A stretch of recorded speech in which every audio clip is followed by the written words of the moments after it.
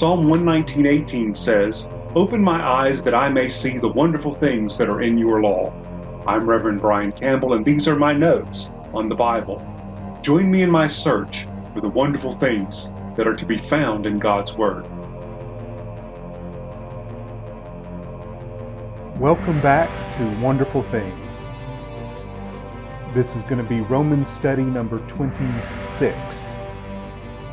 Today we're going to talk about the position of the Gentiles, the non-Jewish believers, in the Christian church in comparison to what Paul has already said concerning the Jewish people and their relationship to Christ. If my voice sounds a little hoarse, that's because I am self-isolated at home due to a diagnosis of a certain virus that's been going around. I had hoped that I had missed it, that it had passed me over, but apparently that is not the case. So I'm recording this while self-isolated at home.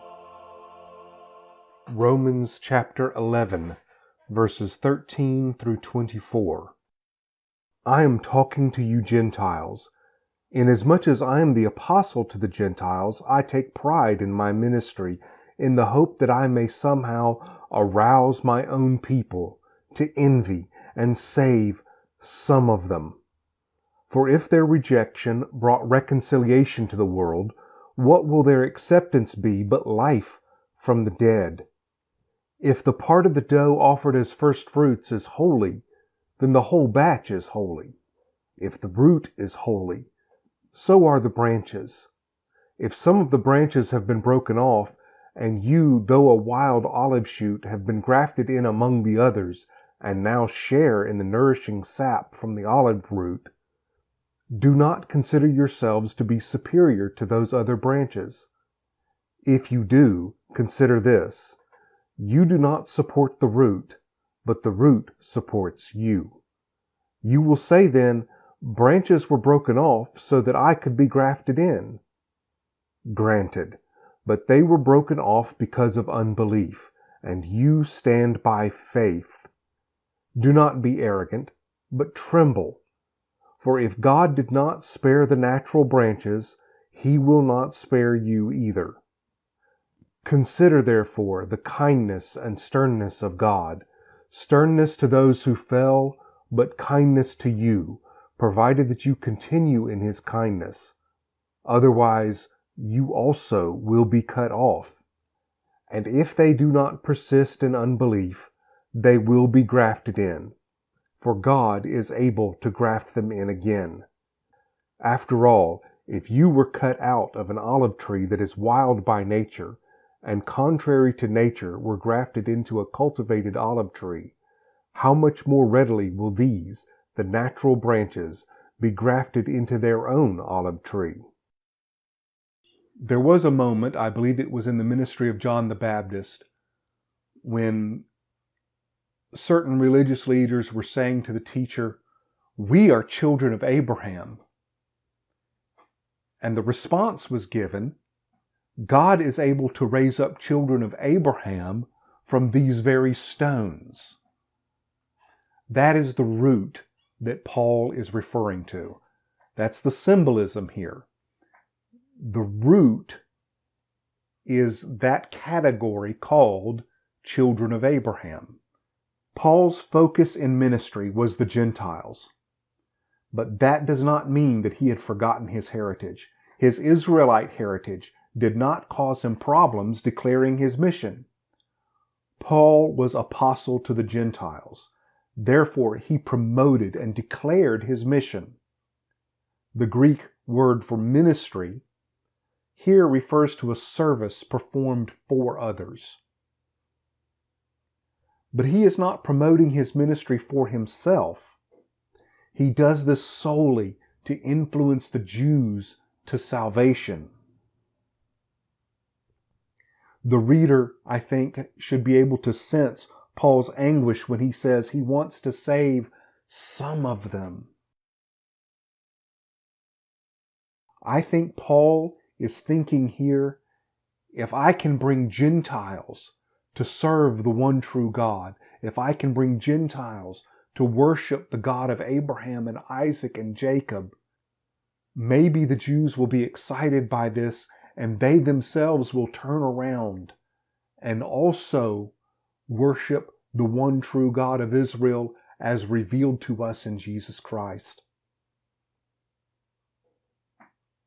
Anyone who knows the heartache of a family member living in rejection of God can echo Paul's prayer, God, save my people. Okay, so Israel, national Israel, rejected the good news, forcing the faith out into the Gentile world, resulting in our salvation. If their turning away meant our few Gentile salvations, then what? Will national acceptance by Israel work to redeem the whole world? Paul says that it will be life out of death. That is what salvation is, and that is what salvation is for. Salvation is not for peace of mind. Salvation is not for prosperity in your bank account and in your wallet. Salvation is not for strength. Though all these things may come with salvation and may not, according to God's will, salvation is not even to make sick people well. It is life out of death. Salvation comes to us to make dead people live. If the first Jews to accept Christ were holy saints of the Lord, then so also the rest of the nation still has that potential.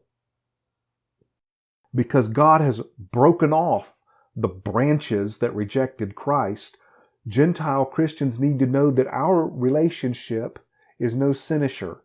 It's not a guarantee. If God broke off his own people, he will also break off those adopted into the family. We share in the fat resin, the benefits and blessings of Israel. The adopted child is still an heir. Our adoption doesn't give us much room for boasting. If we decide to boast about our adoption, we must remember that we are branches, and Israel, Abraham, Isaac, Jacob, the nation of Israel that comes from them, is the root. Israel's history and experience with God gives us the foundation to understand our adoption. Verse 19, this is the boast that Paul mentioned earlier. Therefore you will say, branches were broken off in order that I myself might be grafted in. We want to brag about our adoption, but there is a consequence to that grafting in. Paul doesn't deny that previous boast. He wants us to keep it in the proper context. Their faithlessness caused their rejection by God and opened our road to God. But we should not be arrogant. Paul says that we should fear. Our fear of that rejection should spur us to caution. If the Father will throw aside his own chosen, even temporarily, then he will not hesitate to throw aside the adopted ones. Jewish faithlessness and Gentile faithfulness pose a contrast that reveals the nature of God. There are those who want a God who is only kind. Others, tied and enslaved to legalism, want a God who is only stern and severe. Both extremes are unscriptural, wrong, and heretical. Those two traits are not held in proportion, one stronger than the other or one only existing. Both traits are as infinite as the God they describe. If we fall away from faith, we may expect severity, not kindness, from God. Those who enter the relationship of faith can equally expect kindness. No matter what your past was, when you enter that new relationship of faith, of faithful acceptance of Christ and His work in your life, your past becomes subject to the kindness of God. But if the relationship falters through lack of faith, we, each of us, face that same severity. Just as God's kindness may become severity if we fall away, so also His severity may become kindness if we turn away from unbelief and choose faith. So choose faith. Let me say it a third time. Choose faith. God is able. He has sufficient power to resurrect and reconnect to the tree of life all those whom He has cut off. This is not only good news for Abraham's genetic descendants, but also for former believers who have fallen away but are now returning. The olive tree of the righteous line will accept grafting from wild trees. In nature, branches cut from a tree will wither and die, but God can resurrect the spiritually dead branches and put them back on the tree. Have you fallen away from faith? Did you once believe and now have turned away from God? It's not too late for you. Turn away from unbelief and turn to faith. Choose faith. Choose faith. Choose faith.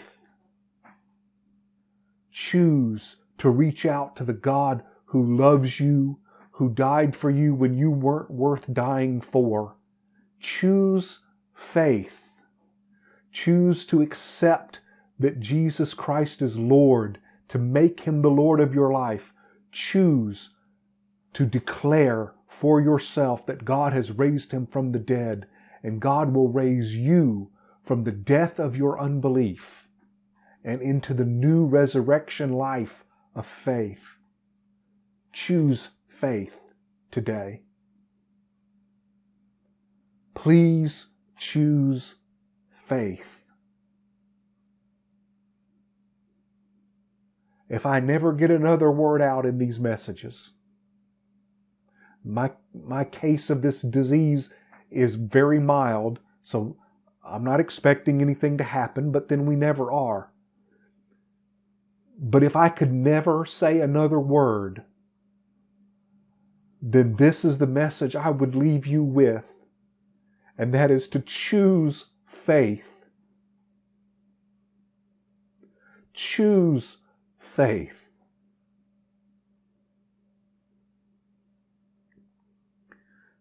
Please choose faith.